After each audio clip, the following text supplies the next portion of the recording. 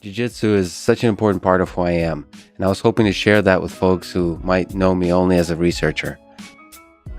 For what it's worth, I'm a student of combat sports and admire when they're done at the highest level, either through masterful execution of skill or relentless dominance of pure guts.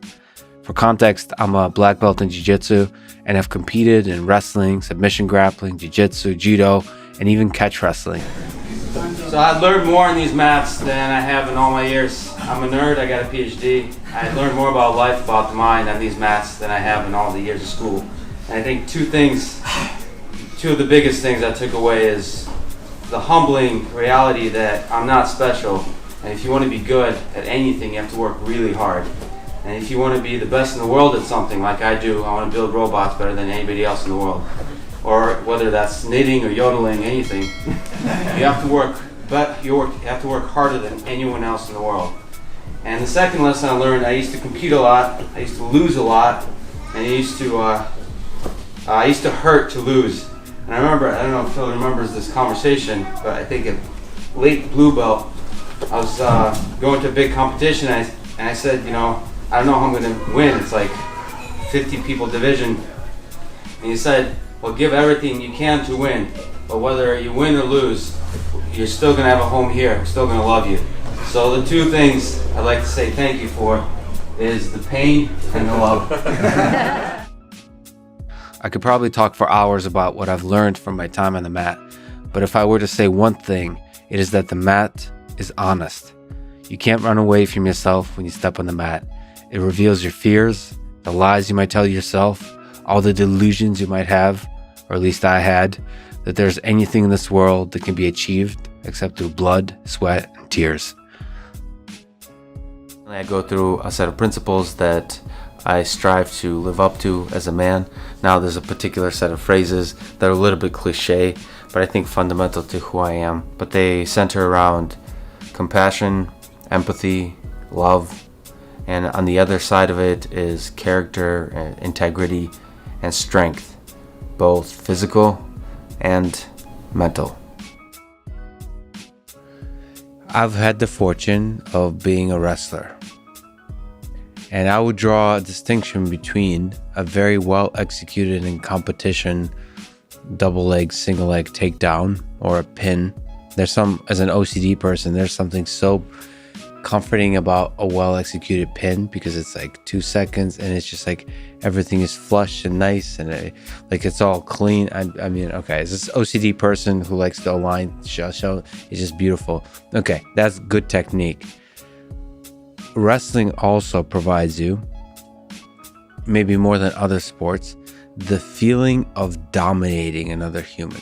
Yes. Not just of them being very cocky and very powerful. You feel this power of another human being and then you breaking them. I think one way to describe wrestling is it's very much about figuring out ways to establish control and leverage in these kind of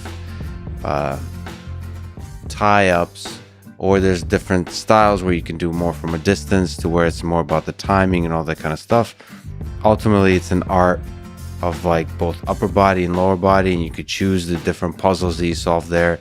You could be attacking the head, the arms, you could be attacking the legs. Yeah, there's something beautiful about martial arts, like exactly as you said, is the coach, like in wrestling, and at least collegiate, like high level wrestling, is like there's a dictatorship aspect to a coach that is very important to have. Like this ridiculous sometimes nature of like master and so on and bowing, all these traditions. There's something, it seems ridiculous from the outside perhaps, but there's something really powerful to that, because that process of, you said, why not, of letting go of the leap of faith requires you to believe that the coach has your best interest in mind and just give yourself over to their ideas of how you should grow. And that's an interesting thing. I mean, I've never been able to really see coaches I've had as human. It's like a father figure, or like this, you always put them in this position of power. And I think that's I think at least for me, it's been a very useful way to see the coach, because it allows you to not think and let go and really allow yourself to grow and emotionally deal with all the beatings. I enjoy being sort of like, it sounds weird, but like I am, from the wrestling background, I enjoy feeling like crap, in the sense like the coach, like getting beat up. I don't actually enjoy it. It's not like some masochistic thing or whatever. I know exactly what you mean. Yeah. It's the growth. Like I like the anxiety. I like feeling like shit when I go home. Like emotionally, physically, it's growth. Well, it's fascinating, the role of the mind in all of this. How important is it for your mind to be clear, to really think deeply? There's a judoka American named Travis Stevens. I remember he said something that the right kind of practice is when your mind is exhausted at the end of it, that you were constantly thinking through things. Like your body shouldn't be exhausted first, your mind should be exhausted first. It's really fascinating. So people think about training hard. A successful practice is where you walk away just overwhelmed how much you had to think. It's fascinating framing of a successful practice. You can learn specific techniques and so on, but you really have to understand your own body. And that's the beautiful thing about jiu-jitsu, like you said, is like the connection about your philosophy, your view of the world with the physical, and like connecting those two things. How you perceive the world, how you interpret ideas of the world, about exhaustion, about force, about effortlessness, like what it really means to relax, all these kinds of loose concepts, and then actually teach your body to like do those things, and like, and be able to apply force in spurts, be able to relax in spurts, and like figure all that stuff out for my individual body. The beautiful thing about jiu-jitsu is like it's also has like a yoga feel to it. Like you're learning about your body. So depending on the gym and depending on, in fact, the coaches, the people around you within the gym, you can select little groups too, kind of like the people with who you roll.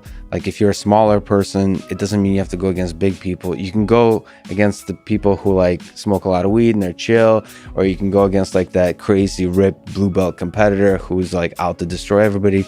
And depending on like what your mindset is, you can kind of select that. It's such a fascinating journey of like basically self-discovery.